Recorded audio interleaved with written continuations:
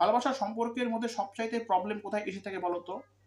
ভালোবাসার সম্পর্কের মধ্যে সবচাইতে প্রবলেম প্রথমত আমি যাকে ভালোবাসি সে মানুষটা আমাকে ভালোবাসবে কিনা এই নিয়ে কিন্তু একটা বড় প্রবলেম। সে মানুষটাকে ইমপ্রেস করানোর পর ১ম প্রবলেম আমরা সলভ করে ফেলি। তারপর যখন আমাদের সম্পর্কটা সুসম্পর্কে পরিণত হয়, যখন আমরা একে অপরের সঙ্গে হাত ধরে আগামী জীবনটা বাঁচার স্বপ্ন দেখি, সে মতো অবস্থায় কিন্তু আমাদের মাথায় একটাই ভাবনা কাজ করে যে আমাদের ফ্যামিলি মেনে নেবে কিনা। এমতো অবস্থায় দেখা গেল ছেলের ফ্যামিলি মেনে নিচ্ছে তো মেয়ের ফ্যামিলি মেনে নিচ্ছে না। মেয়ের ফ্যামিলি মেনে নিচ্ছে তো ছেলের ফ্যামিলি মেনে নিচ্ছে না। এমনটাই কিন্তু বেশিরভাগ ক্ষেত্রে হয়ে থাকে। বাট এমনও সম্পর্ক আছে যেখানে উভয়েরই ফ্যামিলি মেনে নিয়েছে।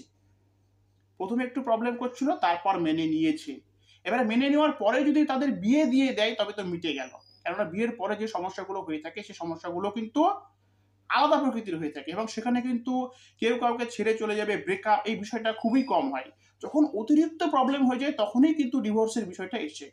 বাট এই বিষয়টাকে আমি